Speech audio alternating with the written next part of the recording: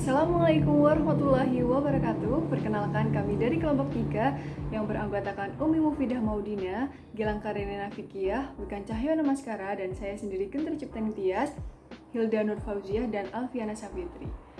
Kelompok kami akan membahas mengenai manajemen konflik dalam kelompok. Selanjutnya, materi pertama akan disampaikan oleh Hilda mengenai pendekatan manajemen konflik dalam kelompok. Kepada Hilda, saya persilahkan. Terima kasih kepada moderator atas waktunya. Di sini saya akan menjelaskan tentang pendekatan manajemen konflik.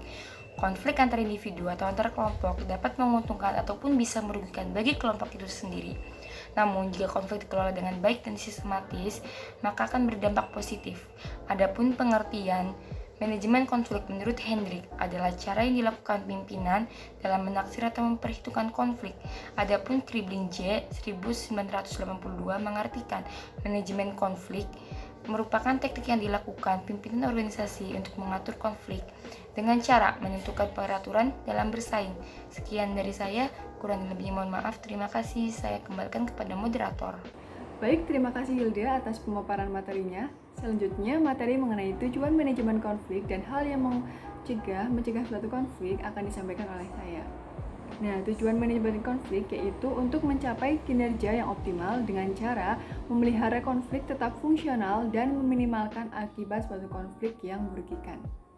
Manajemen konflik bermanfaat dalam mencapai tujuan yang diperjuangkan dan menjaga hubungan pihak-pihak yang terlibat dalam konflik agar tetap baik. Selanjutnya, ada hal yang dapat mencegah suatu konflik, yaitu yang pertama, mementingkan tujuan organisasi daripada tujuan kelompok atau unit.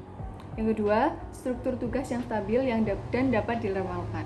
Yang ketiga, meningkatkan dan mengembangkan komunikasi antar anggota pada unit yang berbeda.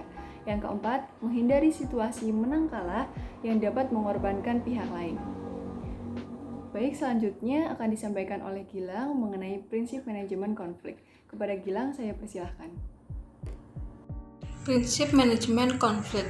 Terdapat beberapa prinsip yang perlu diperhatikan oleh para organisator, manajer, atau pemimpin, khususnya di satuan pendidikan, dalam melaksanakan manajemen konflik. Menurut Suetopo tahun 2010, manajemen konflik memiliki beberapa prinsip diantaranya. Pertama, perlakukan secara wajar dan alamiah. Konflik dalam penyelenggaraan satuan pendidikan ialah sebagai sesuatu yang wajar dan alamiah, sehingga pelaksanaan manajemen konflik perlu dilakukan secara wajar dan alamiah, sebagaimana pelaksanaan manajemen di bidang lainnya. Terus yang kedua adalah pandanglah sebagai dinamisator organisasi.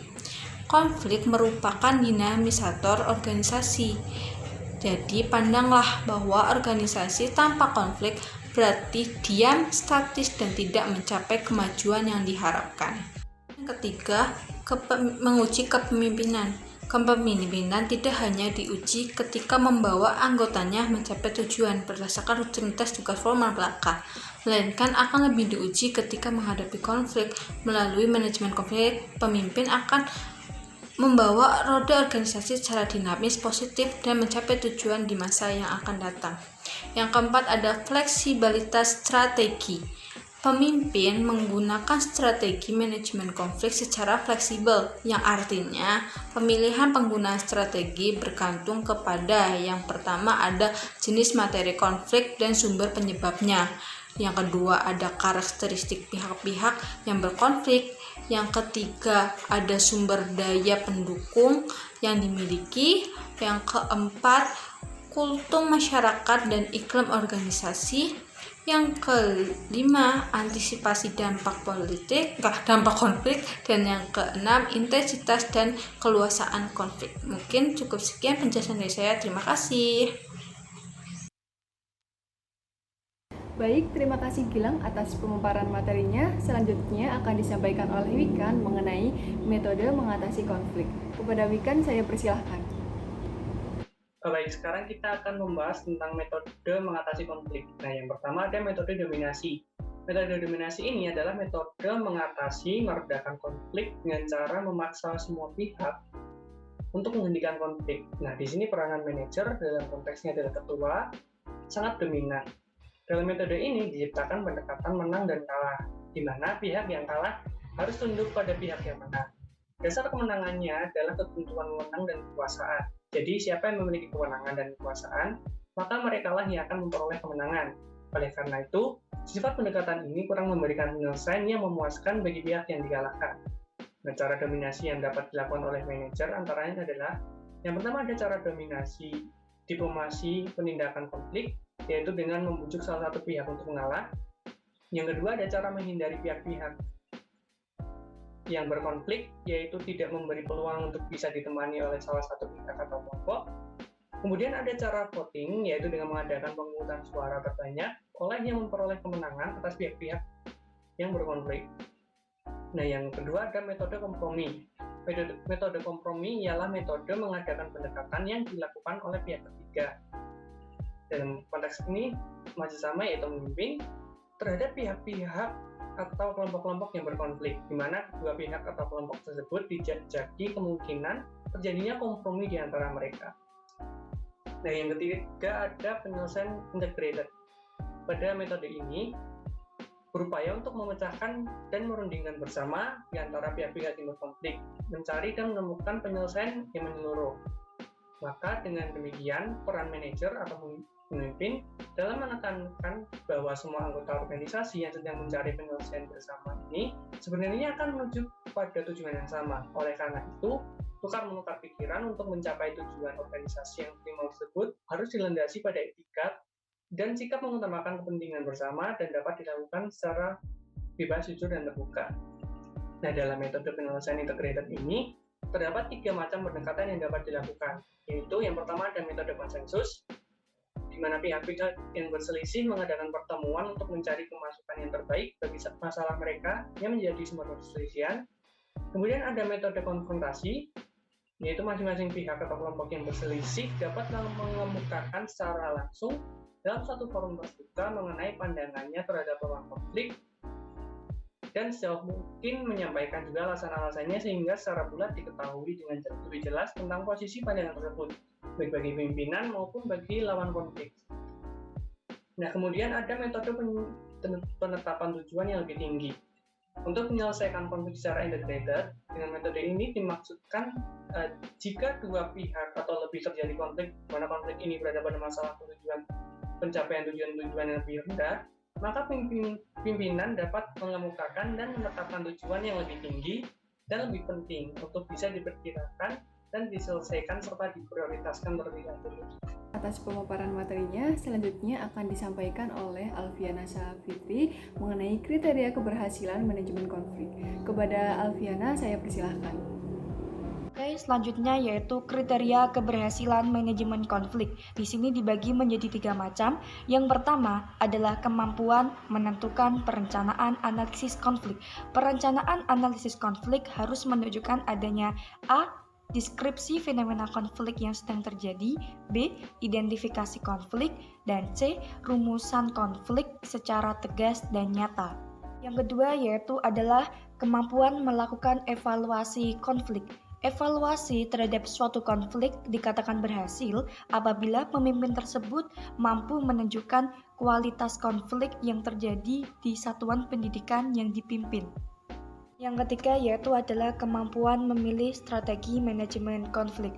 Dikatakan berhasil jika seorang pemimpin mampu menentukan strategi manajemen konflik yang tepat, dan itu diperlukan sebuah keberanian, kemampuan, pengalaman, usaha, doa, kematangan dirinya, dan situasi kondisi yang ada. Baik, terima kasih Alfiana atas pemaparan materinya. Selanjutnya akan disampaikan oleh Umi Mufidah mengenai pendekatan dan tipe pengelolaan konflik. Kepada Umi, saya persilahkan. Nah, kali ini saya akan menjelaskan pendekatan dan tipe pengelolaan konflik. Jadi terdapat 8 pendekatan untuk mengelola konflik.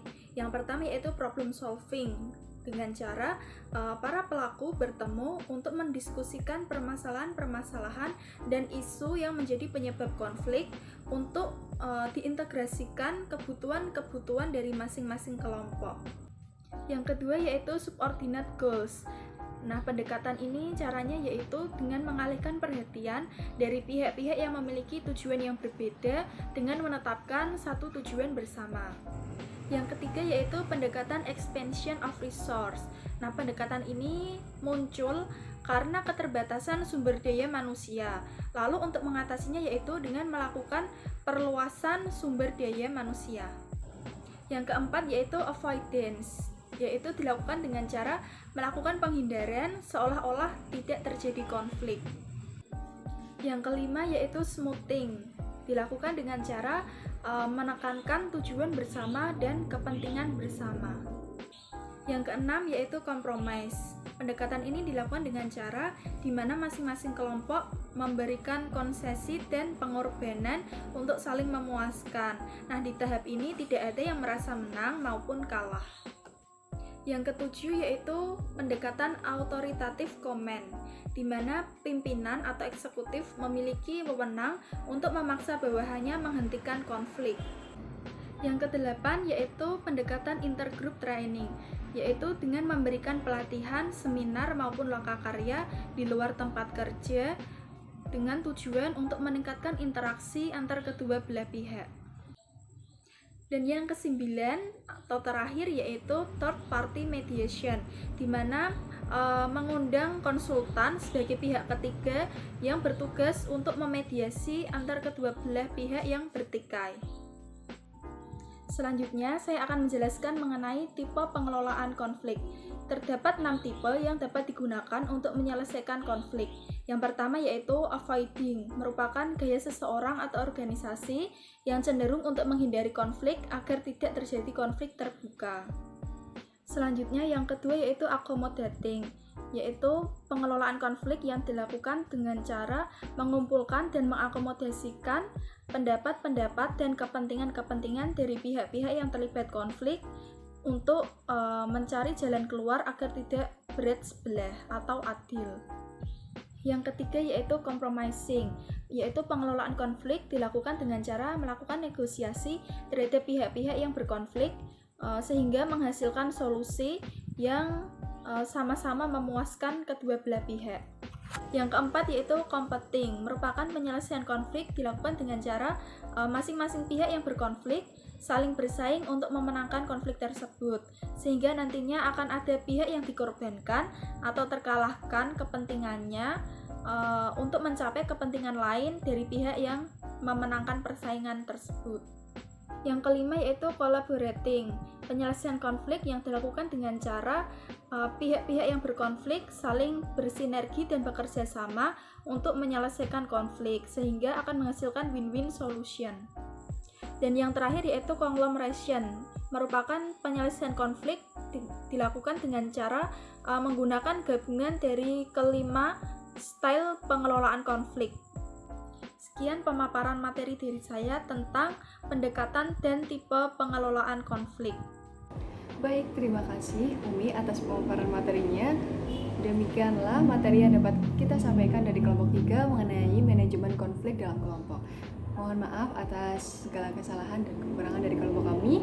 Sekian dan terima kasih. Wassalamualaikum warahmatullahi wabarakatuh.